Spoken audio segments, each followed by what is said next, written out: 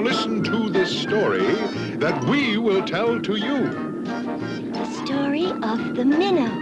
5 passengers and crew. With Gilligan aboard the ship, the skipper by his side. An unexpected storm came up and tossed them with the tide. They found themselves a shipwrecked clan, lost on Gilligan's Isle. Gilligan and Skipper, the millionaire, his wife. The movie star professor and Mary Ann began a brand new life. What creatures they encountered. What riddles did they face? What mysteries did haunt them in a strange but happy place? On the new adventures of Gilligan, All on Gilligan's Island.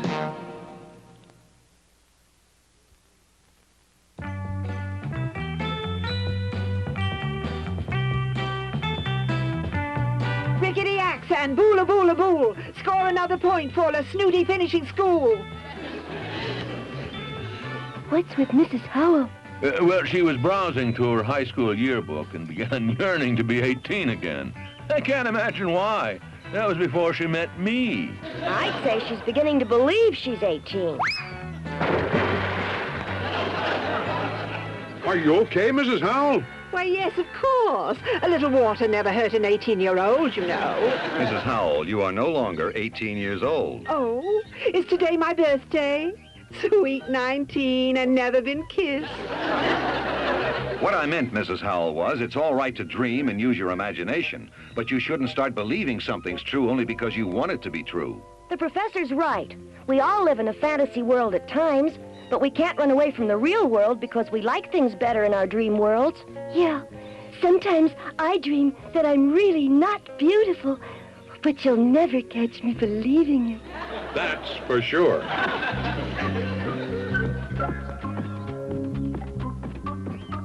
All right. Which one of you did it? Did what? I asked the questions around here. Where were you on the night of the 33rd? There was no night of the 33rd.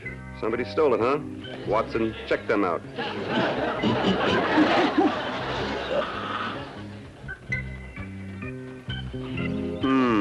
An anchor.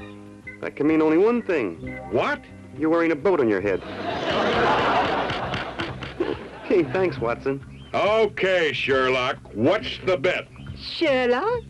Oh, Mr. Holmes, how fortunate. I'm doing a report on your books for my senior project. Swell. Not only does Lovey think she's 18, but now Gilligan thinks he's Sherlock Holmes. That's not who I think I really am. It's just that Stubby and I were listening to a detective program on the radio.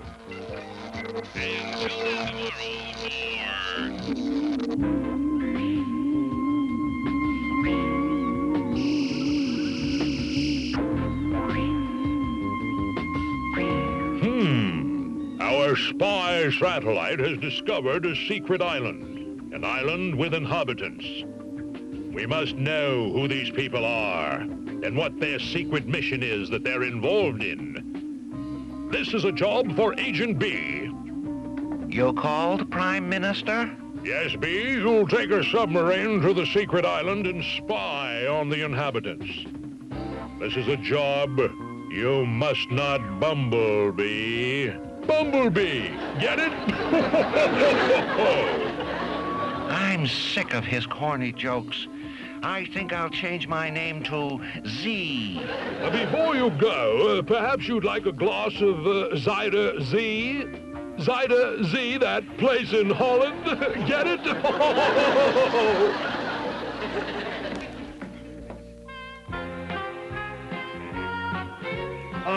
hammock feels good. Yeah. Good night, Skipper. Pleasant dreams, little buddy. Yes, Watson. What is it?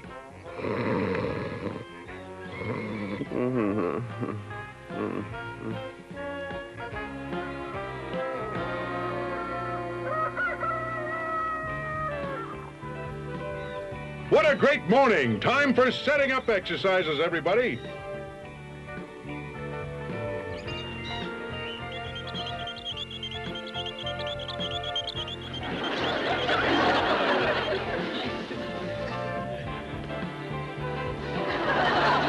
Nothing like brisk exercise for keeping the body trim, I always say.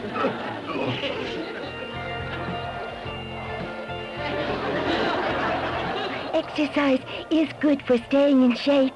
Of course, we younger women don't have that problem. Uh-oh. If Mrs. Howell doesn't stop believing she's 18, there's going to be trouble. A good massage gets the blood flowing first thing in the morning. Hey, where's Gilligan? Why isn't he doing his exercises? Oh, he is, in a way. Hey, Gilligan, wake up! Gosh, am I tired after that dream. Dream? Yeah, I dreamt I was Sherlock Holmes and I was on the island with a lot of famous people. Cleopatra, Florence Nightingale, Mata Hari, Merlin the Magician, Columbus, Daniel Boone, and the mysterious stranger. We often dream about historical characters and unidentified strangers, Gilligan. I know, but this was like it was real, especially the part when we radioed for help to get off the island. That alone makes it unreal, Gilligan. You know the radio can't be used to send messages. It couldn't be in the dream either until the mysterious stranger showed me step by step how to fix it.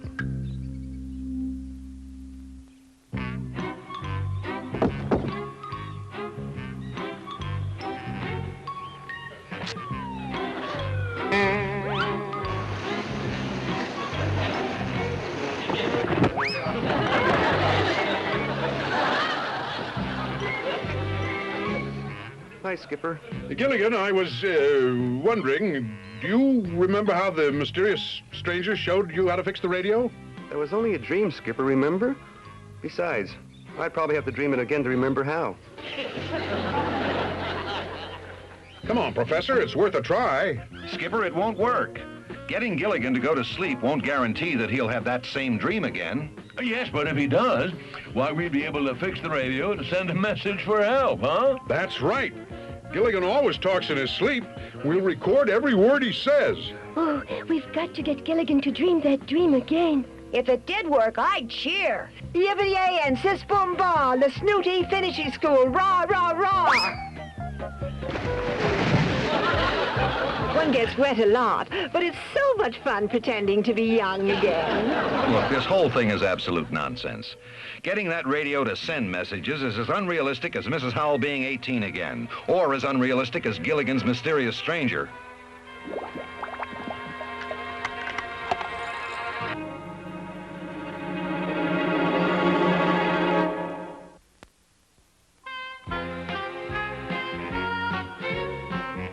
Won't be long, folks. Gilligan's taking a nap, and he'll soon be dreaming away. Did you set the tape recorder? Yeah, it'll record everything he says in his sleep, including the instructions on how to fix the radio to make it send messages. If he dreams the same dream again. And scientific probability mitigates the occurrence of such a somnambulistic phenomenon. Oh, Professor, you're studying Latin, too. What class are you in? I am not in any class, Mrs. Howell. Oh, dear, Professor. You shouldn't be playing hooky, you know. Okay, Professor. So you don't think Gilligan will dream the same dream again? But it's worth a try. I think I'll take a nap, too.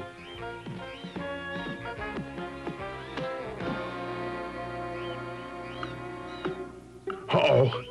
I can't step on Gilligan's hammock or I'll wake him. I'd better jump into my hammock.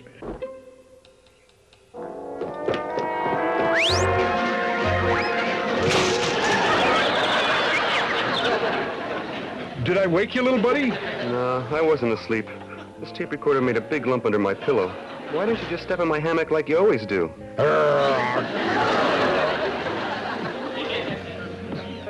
It's no good. He wasn't asleep. We've just got to get Gilligan to sleep. How? Okay, let's see you put it right over the plate.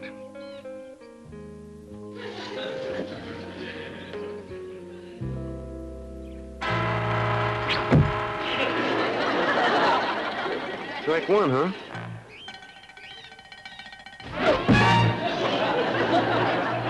Yeah, strike two.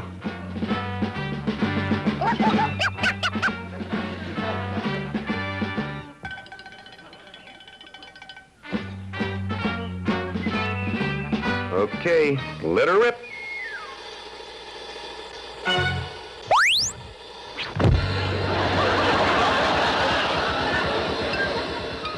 Ready, outfield?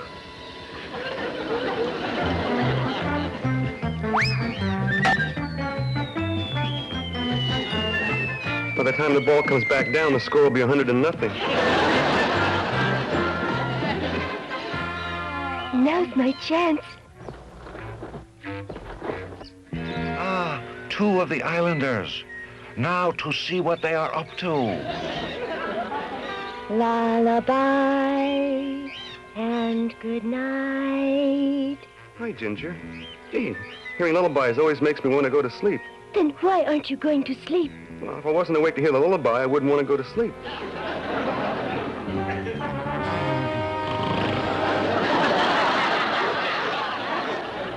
There has to be a way to get Gilligan to sleep. How? He's as energetic as a jitterbug. Jitterbug? Why, yes, I'd love to. Oh, my dear, will you act your age? I am. Flatfoot Flugy with a flory, flooring. Hey! Oh, dear. Does this mean you won't be taking me to the prom? Gosh. Oh, just watching the Howells dance made me tired. That's it. You know how, when somebody yawns, everybody else starts to yawn. Suggestion, you mean? Yeah, I'm going to make a suggestion. I mean, that's called suggestion, wanting to yawn when we see others yawn. Whatever it's called, here's my plan. Now is my chance to observe all of them. And this time, I'll stay awake. Hi, everybody. Oh, hi. Hey, Gilligan. Yes, hi. Oh, Gilligan.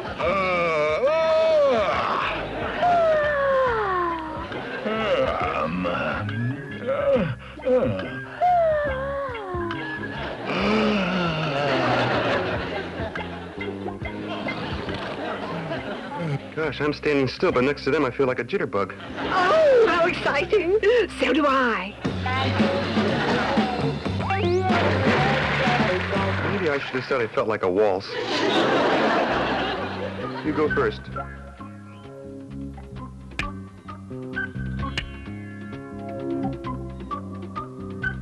I match the 3. You need a 4. Wait a minute. 1, 2 dots. You need a 4.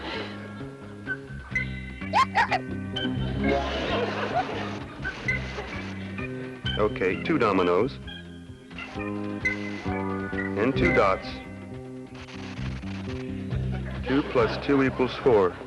For a minute I thought you were trying to cheat me. By George, what a boon it would be to have that monkey for an accountant. Boone, that's it. Mr. Howell, how'd you like to be Daniel Boone? Was he rich? No, but he was in Gilligan's dream. What are you saying, Skipper? We can't make Gilligan go to sleep to dream, but we can make his dreams happen while he's awake. Each of us can make believe we're one of the people in his dream, and maybe that way it'll all come back to him. All well and good, except for one thing. There's no mysterious stranger.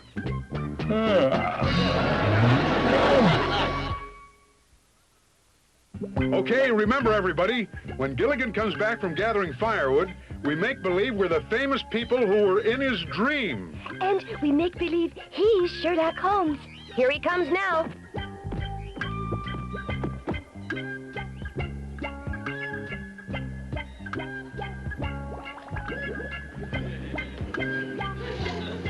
What's everybody doing, Skipper? Playing charades? I'm not the skipper, I'm Columbus. Oh, you're playing cities. Can I be Pasadena? I'm Christopher Columbus, Gilligan. I mean, Mr. Holmes.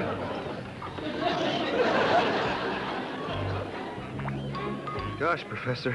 Correction, Mr. Holmes. Merlin. Merlin, the magician. This is a job for Florence Nightingale. Take off your shoe, Mr. Holmes. I'll have to bandage your foot while it's bare. A bear, did you say? Oh, don't worry, Mr. Holmes. Daniel Boone is here to take care of bears and wolves. Wolves? Dost thou mean Caesar and Mark Antony return us to woo me, Cleopatra? Alas, such burden to have beauty which flows from me as the Nile flows to the sea. And yet, what matter the kingdom of Egypt if one has not beauty and charm and... Psst. Cleo, you're overacting. I guess I got carried away. It's been so long since I acted and heard an audience cheer. Cheer? Uh-oh, she's forgotten she's supposed to be Mata Hari. Mata Hari! Mata Hari! Raise your voices to the skies. Let's hear a cheer for all our spies. Rah, rah, rah. Well, she's got the idea anyway. I must be having my dream again. Any interesting cases lately, Mr. Holmes? Why, yes. Watson and myself are working on a case right now. I heard it, and now I see it, but I don't believe it. Yes, Watson and I are working on the case of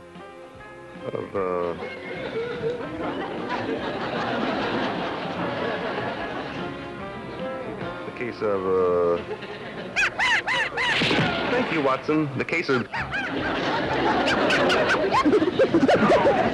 I'm Daniel Boone, tracking a bear.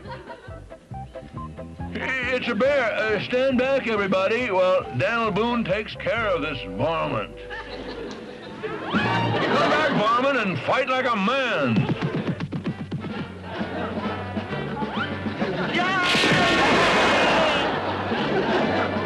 Man ho! Man, dost thou mean Caesar and Mark Antony return us to woo me?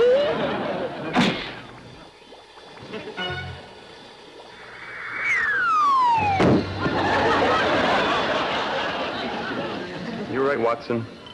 It's a mysterious stranger. Mysterious stranger? Mysterious stranger? It's him. The dream is real. And I'm really 18. Oh, Father Time is on the skids. Let's hear a cheer for all us kids. Rah, rah, rah! I'm getting out of here. Wait. You didn't tell us how to fix the radio. If I report this to the minister, he'll think I've been seeing things. I think I'm seeing things.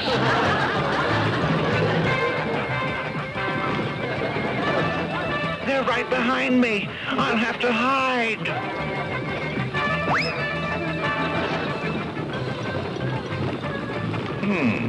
If my scientific training tells me that man wasn't a dream, then my scientific training must tell me that that submarine wasn't a dream. You're right, Merlin. There wasn't any submarine in my dream. There should have been, Holmes. That way we could have used the submarine to get off the island. What's wrong, my dear? I mean, Mata Hari. I can't run any longer. Yes, you can, Mata. We've got to catch this mysterious stranger. Sis boom ba and yippity yi ho. Come on, 18-year-old, go, go, go. Oh, Thurston, darling, act your age. We've all been kidding ourselves. Yeah, we really weren't those famous people, and there wasn't any mysterious stranger. And the submarine... That was real. I'm going to tell the Prime Minister that there wasn't really an island here and that there weren't any people. In fact, maybe I dreamed the whole thing. It's going. No, it isn't. It's gone. Well, we've all learned not to live completely in a dream world. Yeah, the submarine was a real way to get off the island, but we were so busy believing the dream was real that we ignored the real world. We were foolish. But dreams are important. Without them, we wouldn't have great inventions or discoveries. Yeah, and dreaming and imagining can be fun, too. But that's the last time I let my imagination run away with me. But don't let the experience stop you from using your imagination, Gilligan. Just be sure to always keep sight of the difference between what's real and what's imaginary. I will, Professor. Gosh, all that running made me tired. I think I'll take a nap. I just hope he doesn't dream of another way to get off the island. I remember how the mysterious stranger told me to fix the radio. How? He told me... Yas, go on. He told me to take it to the radio repair shop on the other side of the island. Radio repair shop on the other side of the island? Boy, that's really a dream.